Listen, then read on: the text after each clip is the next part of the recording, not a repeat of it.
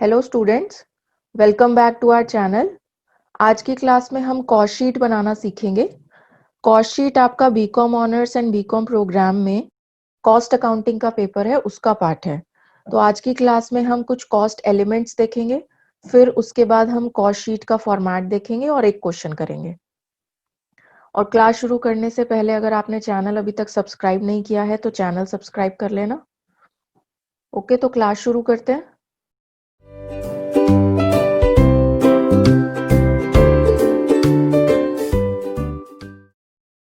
सो यहाँ पे आप देख रहे हो मैंने कुछ टर्म्स लिखी हुई हैं। डायरेक्टली हम कॉस्ट शीट के फॉर्मेट पे नहीं जा रहे हैं क्योंकि कॉस्ट शीट का फॉर्मेट आपको समझ में नहीं आएगा जब तक कि आपको ये टर्म्स ना पता हो। ठीक है, तो इसलिए पहले हम एलिमेंट्स ऑफ कॉस्ट देख रहे हैं, फिर उसके बाद हम कॉस्ट शीट का फॉर्मेट देखेंगे कि कैसे आप कॉस्ट शीट बनाते हो। तो अगर हम कॉस्ट की बात करें तो कॉस्ट का क्या मीनिंग है?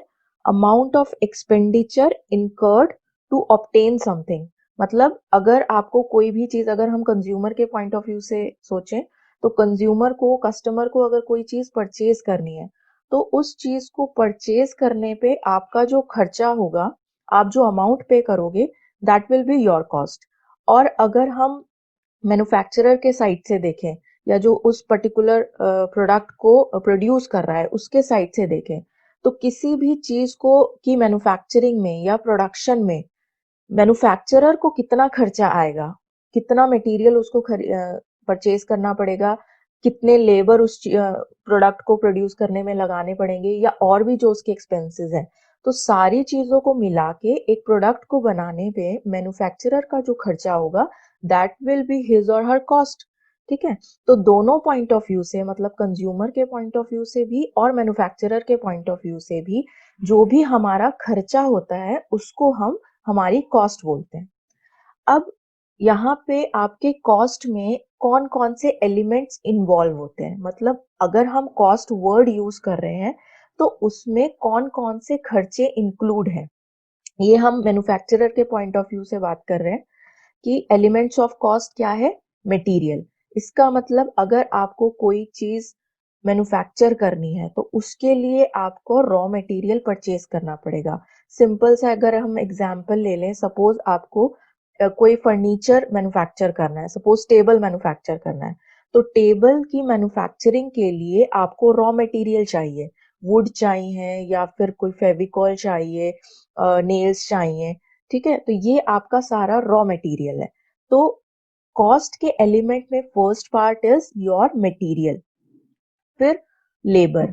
लेबर का मीनिंग वो पर्टिकुलर प्रोडक्ट बनाने के लिए, जैसे हम टेबल की बात कर रहे हैं कि आपको टेबल मैन्युफैक्चर करना है, तो टेबल बनाने के लिए आपको किसी ना किसी को हायर भी करना पड़ेगा, कोई लेबर लगानी पड़ेगी।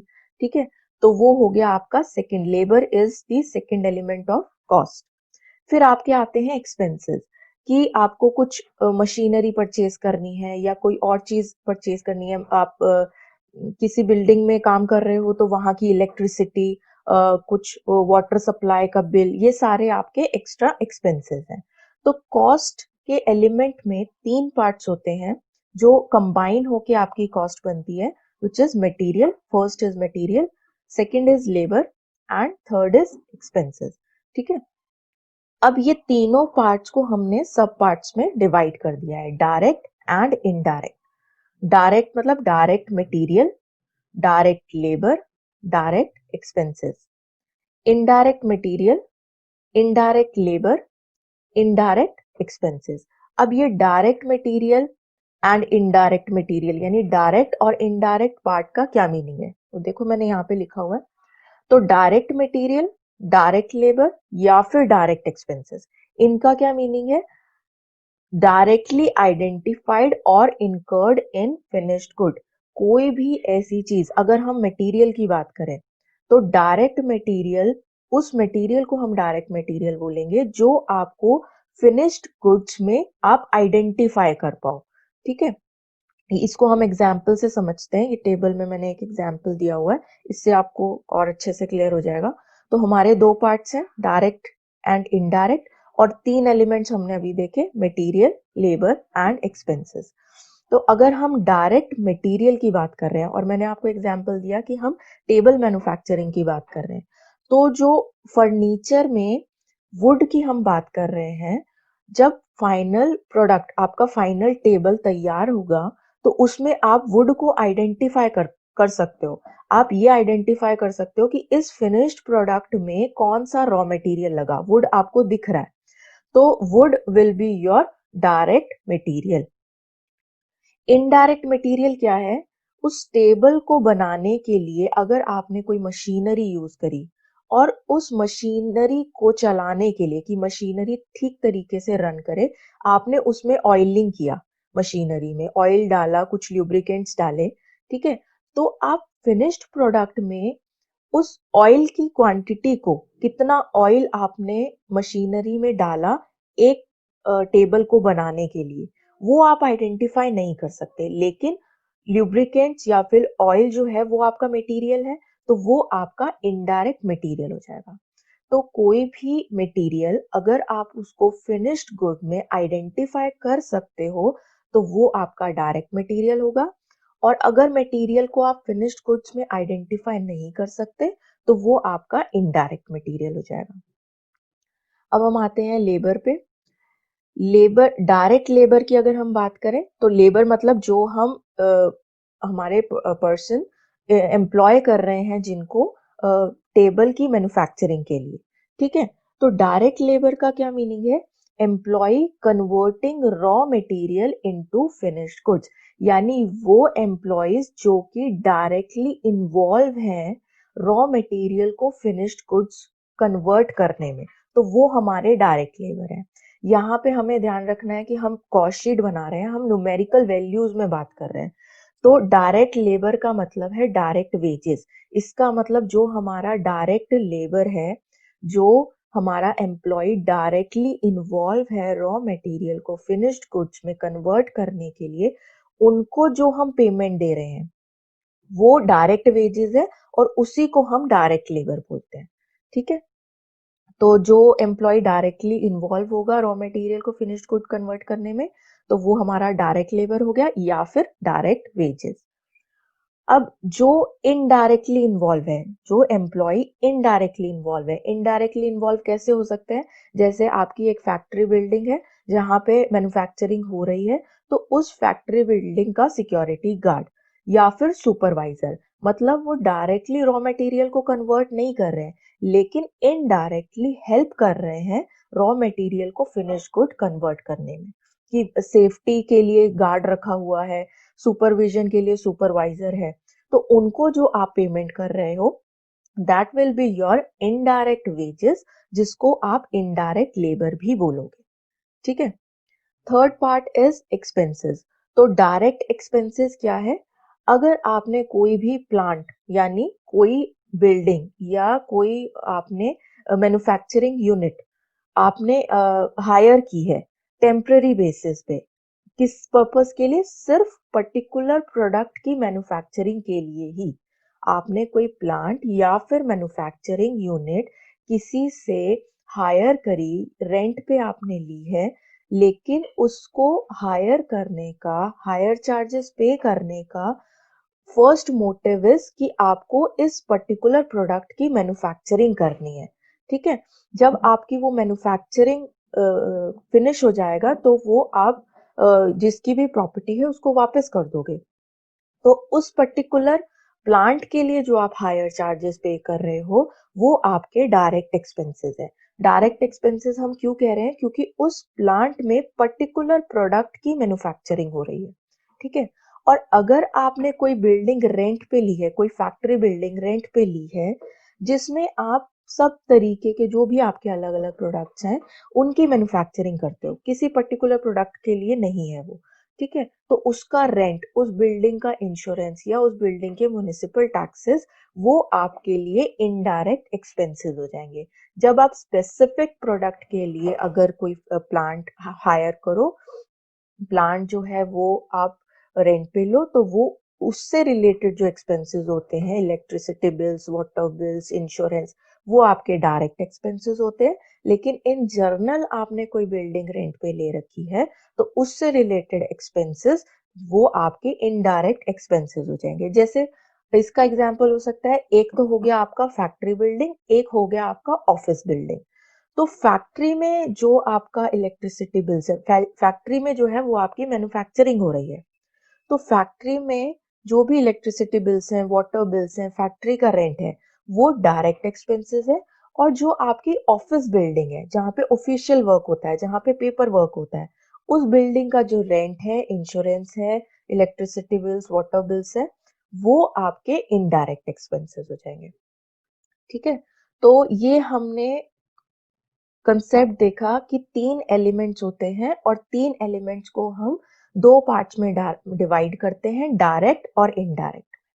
ठीक है, तो जब आप सारे डायरेक्ट वाले जो पार्ट्स हैं, इसका मतलब direct material, direct labour, direct expenses, इनको जब आप ऐड कर देते हो तो आपकी प्राइम कॉस्ट आ जाती है। अब प्राइम कॉस्ट को आप और भी अलग तरीके के नाम से बोल सकते हो, बेसिक कॉस्ट भी बोल सकते हो, फर्स्ट कॉस्ट भी बोल सकते हो, फ्लैट कॉस्ट या फिर डायरेक्ट कॉस्ट, किसी भी नाम से आप बोल सकते हो। यूजुअली हम प्राइम कॉस्ट वर्ड यूज करते हैं। ठीक है, तो डायरेक्ट वाले जो पार्ट्स हैं, direct material, direct labour, direct expenses, इनको आपने ऐड किया तो आपकी प्राइम कॉस्ट आ गई। इनडायरेक्ट वाले पार्ट्स को, यानी indirect material, indirect labour, indirect expenses, इनको जब आप ऐड करते हो तो वो ओवरहेड्स कहलाते हैं, उनको आप बोलते हो ओवरहेड्स। ठीक है, ओवरहेड्स हमारे 3 पार्ट्स के होते हैं, 3 तरीके के हमारे ओवरहेड्स हैं, और ये आपको सीक्वेंस में ही याद रखना है। First overheads is manufacturing overheads, या फिर जिसको हम फैक्ट्री ओवरहेड्स भी बोल सकते हैं, वर्क ओवरहेड्स भी बोल सकते हैं, या फिर प्रोडक्शन ओवरहेड्स भी बोल सकते हैं। ठीक है, तो first type of overhead is factory overheads. Normally हम फैक्ट्री ओवरहेड्स वर्ड यूज करते हैं, लेकिन बाकी किसी भी नाम से आप फॉर्मेट में लिख सकते हो या क्वेश्चन में किसी भी नाम से दिया जा सकता है। अगर मैन्युफैक्चरिंग ओवरहेड लिखा है तो उसका मतलब फैक्ट्री ओवरहेड्स ही है। ठीक है, second type of overhead is office and administrative overheads.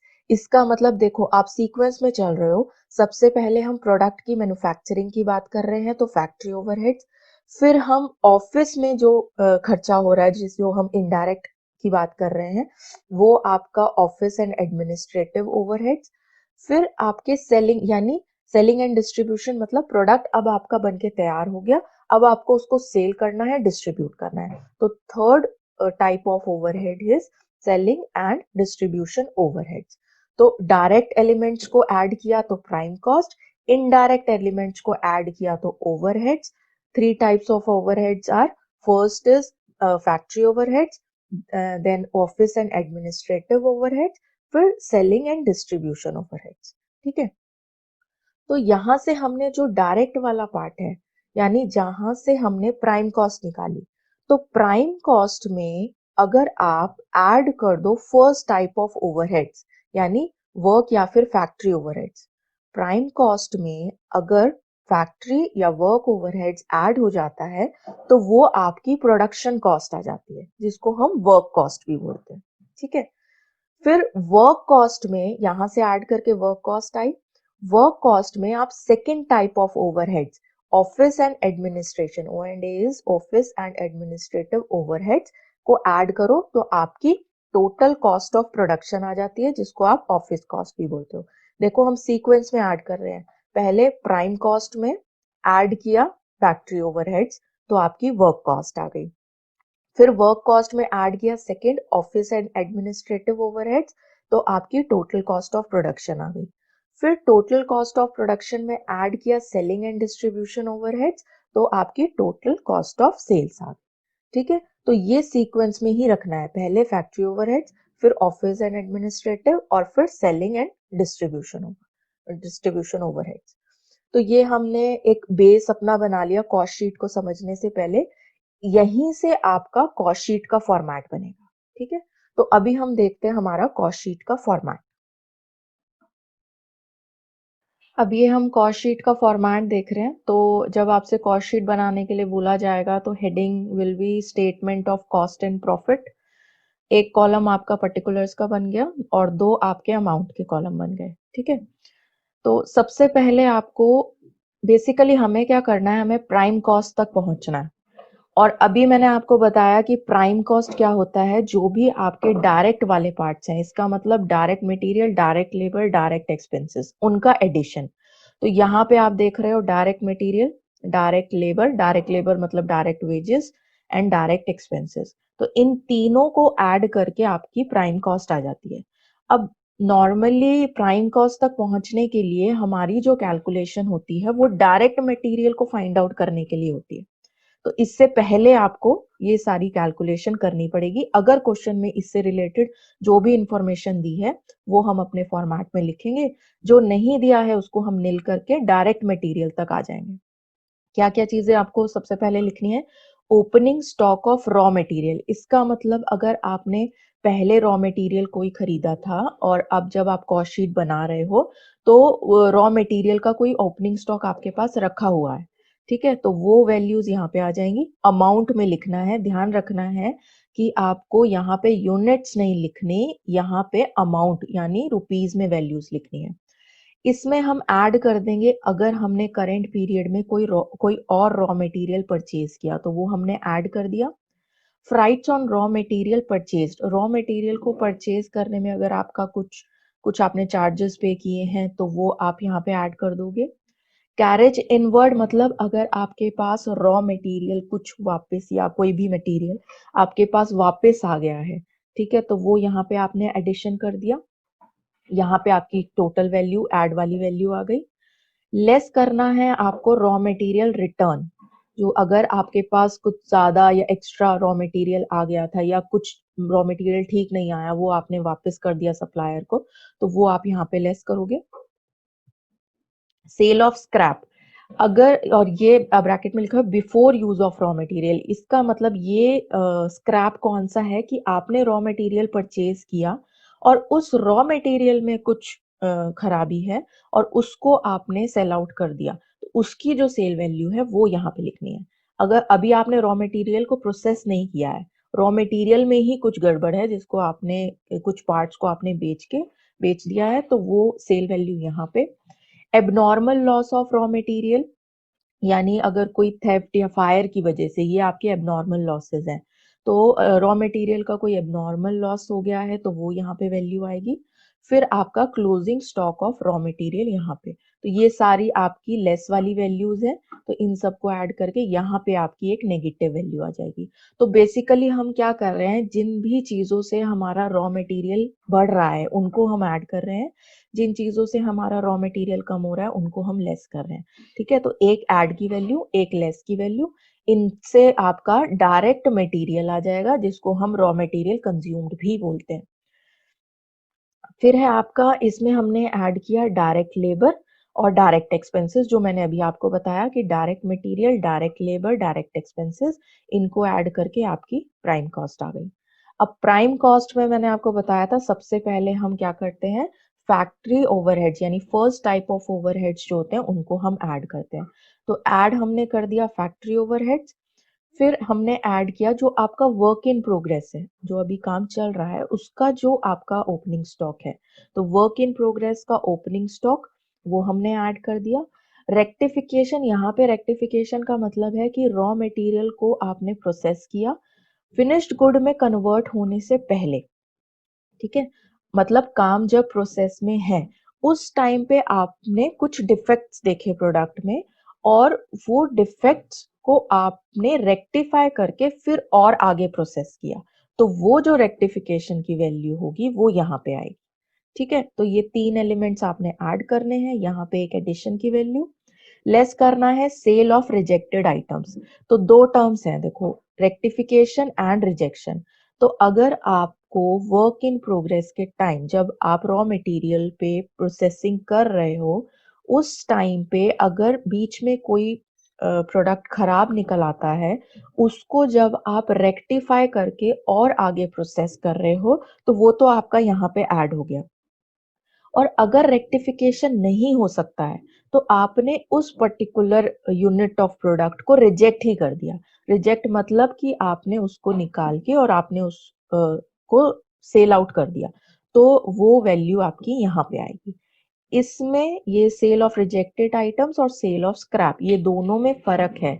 ये आपका सीधा जो रॉ मटेरियल है वो आपका स्क्रैप में जा रहा है, और ये वाला जो पार्ट है ये आप रॉ मटेरियल प्रोसेसिंग में है, तो वो रिजेक्ट हो रहा है। ठीक है, उसको लेस कर दिया। फिर closing stock of work in progress जो होगा उसको लेस कर दिया।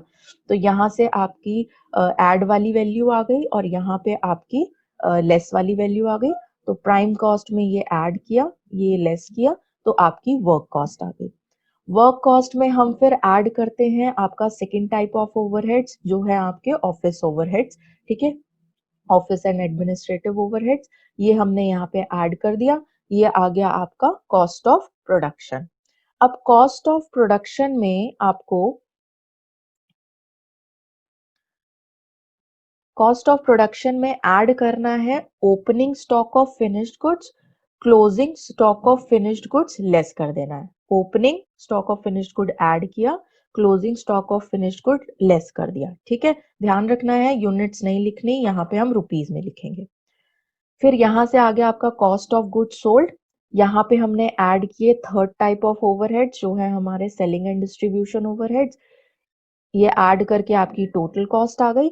अब क्वेश्चन में टोटल कॉस्ट आ गया तो आपको सेल्स की वैल्यू दी होगी, या तो आपको नेट प्रॉफिट दिया होगा। नेट प्रॉफिट नहीं दिया जाता है तो यूजुअली हमें सेल्स की वैल्यू दी जाती है। तो टोटल कॉस्ट में से ये सेल्स वैल्यू हमारे पास ये फिगर आएगी, ये वाली फिगर आएगी। तो सेल्स में से टोटल कॉस्ट लेस कर दी तो बैलेंसिंग फिगर में आपका ये नेट प्रॉफिट आ जाएगा।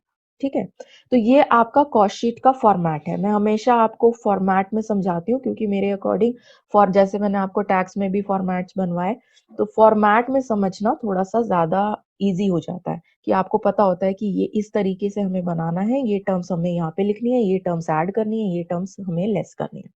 अब इस पूरे फॉर्मेट में जो कैलकुलेशंस आती हैं, एक तो मैंने आपको ये बता दिया कि डायरेक्ट मटेरियल को कैलकुलेट करने के लिए यहाँ पे कैलकुलेशंस है।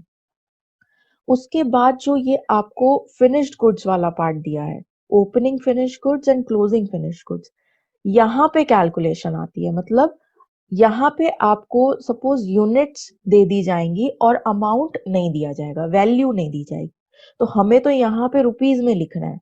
तो यूनिट्स अगर दी गई हैं, वैल्यू नहीं दी गई, तो आप उसको कैसे फाइंड आउट करोगे?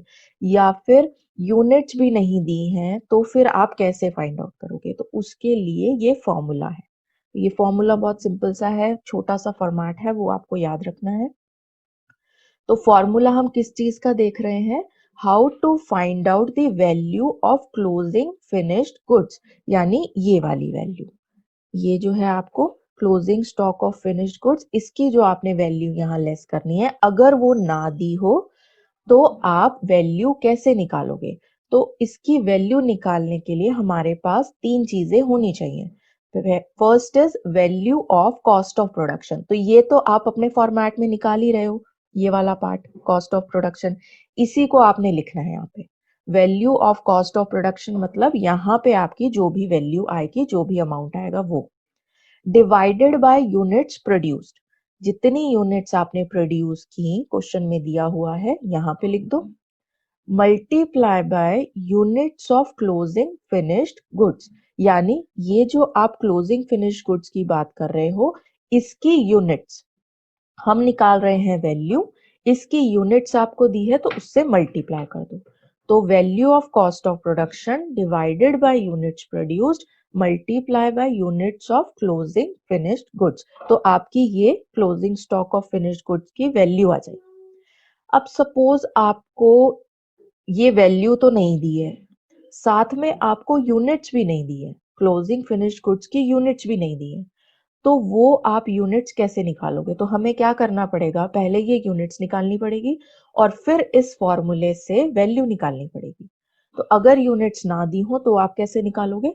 How to find out units of closing finished goods. तो ये बहुत छोटा सा आपका फॉर्मेट है, इससे आपने यूनिट्स निकालनी है। और ये सिर्फ यूनिट्स निकालने के लिए ही नहीं, अगर क्वेश्चन में आपको यूनिट्स दिया है, यूनिट्स प्रोड्यूस्ड नहीं दिया, क्लोजिंग फिनिश्ड गुड्स की यूनिट्स दी हैं लेकिन ये नहीं दिया है, तो भी आप इसी फॉर्मेट से निकाल सकते हो, वो हम अभी क्वेश्चन में देखेंगे। ठीक है, तो फॉर्मेट क्या है? Opening units of finish goods, यानी जो हम अब यहाँ पे अमाउंट नहीं लिखा है, ये जो आपका पूरा पार्ट है ये सारा आपने यूनिट्स में लिखना है क्योंकि हम यूनिट्स फाइंड आउट कर रहे हैं। ठीक है, तो सबसे पहले तो जो फिनिश्ड गुड्स है, opening units of finished goods, वो हमने लिख दिया, यानी यहाँ पे जो हमारा ओपनिंग स्टॉक था फिनिश्ड गुड्स का उसकी ओपनिंग यूनिट्स, वैल्यू नहीं यूनिट्स, इसमें हमने ऐड कर दिया जो भी हमने यूनिट्स प्रोड्यूस करी वो, यहाँ पे हमारी यूनिट्स आ गई, इसमें से हमने लेस कर दिया जो यूनिट्स हमने सोल्ड कर दी, सेल आउट कर दी हैं वो हमने लेस कर दिया, तो फाइनल जो हमारी यूनिट्स आएंगी वो हो जाएगा आपका closing units of finished goods. Finished goods की क्लोजिंग यूनिट्स हमारे पास जो बची हुई हैं वो आप यहाँ पे फिल कर दोगे और फिर ये पूरा फॉर्मूला कंप्लीट करके यहाँ पे आपके पास वैल्यू आ जाएगी। ठीक है, और फिर उसके बाद अपना फॉर्मेट जो है वो कंटिन्यू करके हम सेल्स तक और नेट प्रॉफिट तक पहुंच जाएंगे। तो ये आपका कॉस्ट शीट का फॉर्मेट था। दो आपके नोट थे, फॉर्मूलेज ऑन फॉर्मेट, ये छोटा वाला फॉर्मेट जिससे आपको हेल्प होगी ये आपका opening stock of finish goods और closing stock of finish goods की वैल्यू निकालने के लिए। अब इसमें देखो, अगर आपको suppose closing stock of finish goods की वैल्यू नहीं दी है लेकिन ओपनिंग वाले की नहीं दी, तो आप इसी फॉर्मूले से ओपनिंग की निकाल सकते हो। फर्क क्या आ जाएगा बस फॉर्मूले में, इसका मतलब हम अब क्या बात कर रहे हैं, how to find out the value of opening finished goods. तो फॉर्मूला विल रिमेन सेम, सिर्फ यहाँ पे आपका units of opening finished goods आ जाएगा। Value of cost of production divided by units produced multiply by units of opening finished goods. ठीक है, तो ओपनिंग, इसी से आप ओपनिंग भी निकाल सकते हो, क्लोजिंग भी निकाल सकते हो। अगर ओपनिंग की यूनिट्स निकालनी है तो सेम यही फॉर्मेट है। अगर ये नहीं दिया है तो बाकी कुछ ना कुछ चीजें आपको दी जाएंगी जिससे बैक कैलकुलेशन करके आप यहां तक पहुंच सकते हैं। ठीक है, तो बैक कैलकुलेशन वाला कंसेप्ट अभी हम क्वेश्चन में देखते हैं। अब हम ये एक छोटा सा क्वेश्चन देख रहे हैं, हमारे पास क्वेश्चन में इंफॉर्मेशन कुछ अवेलेबल है, इससे हमें कॉस्ट शीट बनानी है। ठीक है, क्वेश्चन क्या है, डायरेक्ट मटेरियल हमें दिया है, ये हमें रुपीस में दे रखा है, डायरेक्ट मटेरियल 6000, डायरेक्ट वेजेस मतलब डायरेक्ट लेबर, फैक्ट्री ओवरहेड्स दिए हैं, opening stock of finished goods value 800 दिया है, यूनिट्स जो हैं वो 200 केजी हैं। Closing stock of finished goods की हमें वैल्यू नहीं दी लेकिन यूनिट्स हमें दी हैं 400 KG. Sale of finished goods हमें दी हुई है, अमाउंट में कितनी सेल्स हुई 20,000 और यूनिट्स कितनी सोल्ड हुई 3000। एडवर्टाइजिंग एंड पर्सनल एक्सपेंसेस हमें 1475 दिया है और एंड में हमें बोला है profit desired is 30% on sales. इसका मतलब प्रॉफिट कितना आना चाहिए आपका, सेल्स का 30%। अब इस गिवन इंफॉर्मेशन से हमें कॉस्ट शीट बनानी है, तो मैंने अभी आपको कॉस्ट शीट का फॉर्मेट बनाया, तो सबसे पहले तो आप वो फॉर्मेट बना लोगे। ठीक है, पूरा हमें फॉर्मेट फॉलो करना है, जो भी चीज हमें गिवन नहीं होगी उसके आगे हम निल लिख देंगे और जो इंफॉर्मेशन गिवन है, जो अमाउंट गिवन है उसके आगे अमाउंट फिल कर देंगे। तो ये मैंने पूरा फॉर्मेट जो है हमारा सबसे पहले वो बना लिया। अब हम फिगर्स को फिल करते जाएंगे, जहां पे हमें वर्किंग नोट की जरूरत होगी वहां पे हम वर्किंग नोट बनाएंगे। ठीक है, अब यहाँ पे हमें डायरेक्ट मटेरियल जो है वो कैलकुलेट करने की जरूरत नहीं है, डायरेक्टली दिया हुआ है। तो यहाँ पे आपके पास डायरेक्ट मटेरियल इज 6000। ठीक है, जो अभी मैंने आपको फॉर्मेट बताया, ये जो हमारा फॉर्मेट था, डायरेक्ट मटेरियल तक पहुंचने के लिए आपको ये सब कैलकुलेशन करनी होती थी, लेकिन इस क्वेश्चन में हमें ये कैलकुलेशन करने की जरूरत नहीं है क्योंकि हमें डायरेक्टली दिया हुआ है। तो हमने सीधा यहीं इसी फॉर्मेट से या फॉर्मेट में डायरेक्ट मटेरियल से शुरू कर दिया। तो डायरेक्ट मटेरियल हमारे पास 6000 है, हम 6000 लिख देते हैं। डायरेक्ट लेबर मतलब डायरेक्ट वेजेस 5000। डायरेक्ट एक्सपेंसेस हमें कुछ नहीं दिए हैं तो ये हम निल लिख देंगे। ठीक है, तो यहां से हमारे पास प्राइम कॉस्ट आ गई 11,000। फैक्ट्री ओवरहेड्स हमें दिए हैं 2400, ये लिख दिया। Opening stock of work in progress nil है, रेक्टिफिकेशन भी कुछ नहीं है, ये भी निल है। तो यहाँ पे हमारी एड वाली वैल्यू आ गई 2400। फिर सेल ऑफ रिजेक्टेड आइटम्स निल है और closing stock work in progress ये भी नील है, तो यहाँ पे हमारी नेगेटिव वैल्यू भी नील हो जाएगी। इसका मतलब work cost will be 11,000 plus 2,400, तो वर्क कॉस्ट आ गई 13,400। ठीक है, तो हम क्या कर रहे हैं, सबसे पहले हमने फॉर्मेट बना लिया। फॉर्मेट बनाने के बाद हमने जो भी इंफॉर्मेशन गिवन है वहां पे वैल्यूज लिखी, जो इंफॉर्मेशन गिवन नहीं है वहां पे नील लिख दिया। जहां पे वर्किंग नोट की जरूरत होगी वहां पे हम वर्किंग नोट बनाएंगे। ऑफिस ओवरहेड्स हमें दिया है, ऑफिस ओवरहेड्स हमें कुछ भी नहीं दिया है, तो ये हम नील लिख देंगे।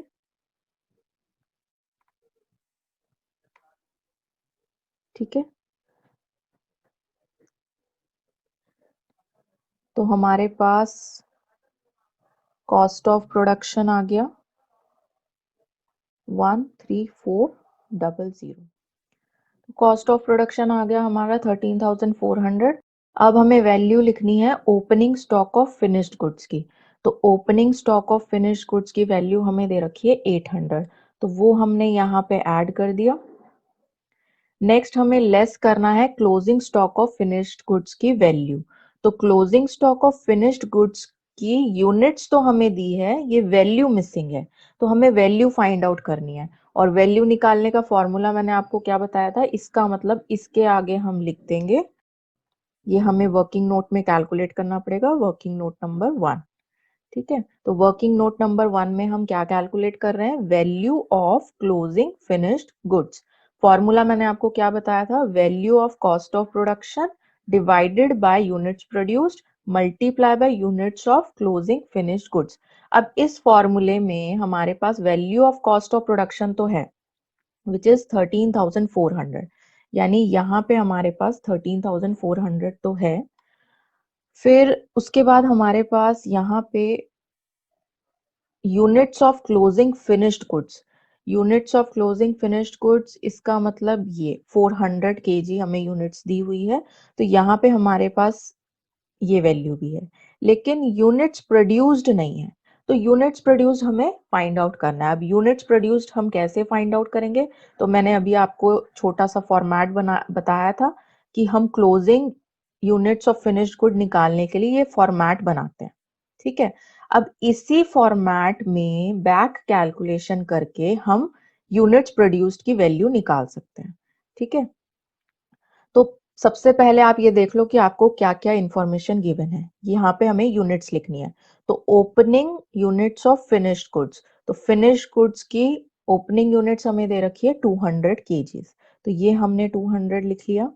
यूनिट्स प्रोड्यूस्ड हमें नहीं दिया है, ये मिसिंग फिगर है, ये मिसिंग है तो यहाँ पे वैल्यू नहीं आएगी। यूनिट सोल्ड हमें दिया हुआ है, सेल ऑफ फिनिश्ड प्रोडक्ट हमें दिया हुआ है, कितनी यूनिट सोल्ड करी आपने 3000, तो ये लेस होता है तो 3000 नेगेटिव में आ गया।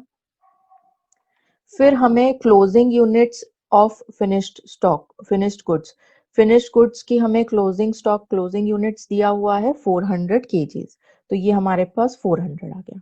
ठीक है, अब इस फॉर्मेट में हमारे पास जो भी अवेलेबल यूनिट्स थी वो हमने लिख दिया। इससे हमें मिसिंग यूनिट्स निकालनी है, और मिसिंग यूनिट्स निकाल के हमारे पास यूनिट्स प्रोड्यूस्ड आ जाएगा। तो ये आपने बैक कैलकुलेशन करना है। कैसे, क्लोजिंग यूनिट्स आपको 400 दी हैं, कितनी वैल्यू में से हम 3000 लेस करें कि 400 आ जाए, तो इन दोनों को अगर हम ऐड करके यहाँ पे लिख दें, मतलब 3000 प्लस 400 3400, तो फाइनल वैल्यू क्लोजिंग आपका 400 ही आएगा, 3400 माइनस 3000।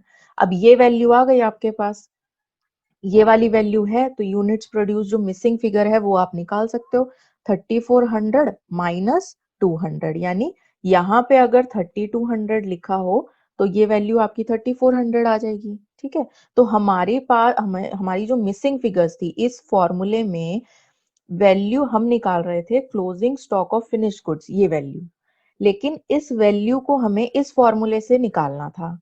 इस फॉर्मूले में हमारे पास यूनिट्स प्रोड्यूस नहीं था, तो हमने जो फॉर्मेट बनाया था छोटा वाला, इसी फॉर्मेट को फॉलो करके बैक कैलकुलेशन करके हमने यूनिट्स प्रोड्यूस निकाल लिया, तो यहाँ पे 3200 आ जाएगा। ठीक है, तो अब हमारे पास फॉर्मूले में सारी इंफॉर्मेशन आ गई, value of cost of production भी है, यूनिट्स प्रोड्यूस्ड अभी हमने निकाल लिया, units of closing finished goods हमें 400 दिया हुआ है। ठीक है, ये अब इसको हम कैलकुलेट कर देंगे, हमारी यहाँ पे वैल्यू आ जाएगी। अब अगर यहाँ यहीं पे सेम इसी चीज में आपको फिनिश्ड गुड्स की वो निकालनी हो, finish opening units of finished goods, तो इसमें आप क्या करोगे, ऐसे ही जैसे हम यूनिट्स प्रोड्यूस्ड में आए हैं बैक कैलकुलेशन करके, इसी तरीके से आप बैक कैलकुलेशन करके ये opening units of finished goods भी निकाल सकते हो। और जैसे मैंने आपको बताया था, ओपनिंग फिनिश्ड गुड्स की हमें वैल्यू निकालनी हो, opening stock of finished goods की वैल्यू अगर नहीं दी है वो निकालनी है, तो पूरा फॉर्मूला सेम रहेगा, बस यहाँ पे जो आप क्लोजिंग फिनिश्ड गुड्स की यूनिट लिखते हो वहां पे ओपनिंग फिनिश गुड्स की यूनिट लिख दोगे। ठीक है, तो अभी हमारा ये फॉर्मूला कंप्लीट हो गया, यानी यहाँ पे हो जाएगा 13,400 डिवाइडेड बाय 3,200 मल्टीप्लाई बाय 400, तो दिस वैल्यू विल बी 1675। ये आपका क्लोजिंग स्टॉक की वैल्यू आ गई। ठीक है, अब ये आपकी नेगेटिव वैल्यू है, तो यहाँ पे आपका आ जाएगा माइनस 13,400 प्लस कर देंगे 800 और माइनस कर देंगे 1675। ठीक है, ये आपका आ गया 12525 cost of goods sold. Selling and distribution overheads आपको दिया हुआ है, एडवर्टाइजिंग एंड सेलिंग एक्सपेंसेस 1475 लिख दिया। टोटल कॉस्ट आ गई आपकी 12525 प्लस 1475, 14,000 आपकी टोटल कॉस्ट आ गई। अब यहाँ पे फॉर्मेट में बाकी ये दो चीजें कंप्लीट करने का दो तरीके हैं। यहाँ पे आपको दिया हुआ है profit desired is 30% on sales, और सेल ऑफ फिनिश्ड गुड्स की वैल्यू आपको दे रखी है 20,000।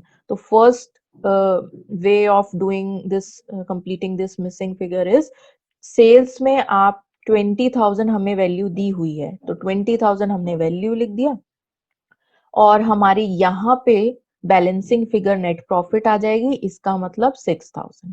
20,000 माइनस कॉस्ट लेस किया तो प्रॉफिट बचा हुआ जो है वो ऑब्वियसली प्रॉफिट होगा, तो 6,000 यहाँ पे आपका प्रॉफिट आ गया। और इसको चेक करने का दूसरा तरीका ये हो गया कि प्रॉफिट बोल रहा है कि सेल्स का 30% है। ठीक है, desired profit is 30% on sales, तो सेल्स आपकी 20,000 है, तो यहाँ पे आप 20,000 का अगर 30% भी करो तो वो भी 6,000 ही आएगा। तो ये एक तरीके से रीचेक हो गया कि आपका आंसर ठीक है। ठीक है, तो अगर ये क्वेश्चन में ये नहीं भी दिया होता ये वाली लाइन कि profit desired is 30% on sales, तो फिर हम बैलेंसिंग फिगर से मतलब 20,000 माइनस 14,000 करके 6,000 हमारी बैलेंसिंग फिगर प्रॉफिट की आ जाती। ओके, तो आज की क्लास में हमने कॉस्ट शीट के कॉस्ट के एलिमेंट्स देख लिए, कॉस्ट शीट का फॉर्मेट देखा, एक ये छोटा सा क्वेश्चन देखा जहाँ पे आपकी ये बैक कैलकुलेशन और ये फॉर्मूला जहाँ पे आप वैल्यू निकालते हो, यूनिट्स निकालते हो, उससे हमने ये पूरा क्वेश्चन सॉल्व कर लिया। तो आई होप आपको ये कॉस्ट शीट का जो कंसेप्ट है कुछ क्लियर हुआ होगा। अब हम बाकी नेक्स्ट क्लास में करेंगे, नेक्स्ट क्लास में मिलते हैं। अगर आपको आज का वीडियो अच्छा लगा हो तो do like, share and subscribe to our YouTube channel और press bell icon for notifications. तो नेक्स्ट क्लास में हम मिलते हैं। Okay, bye bye.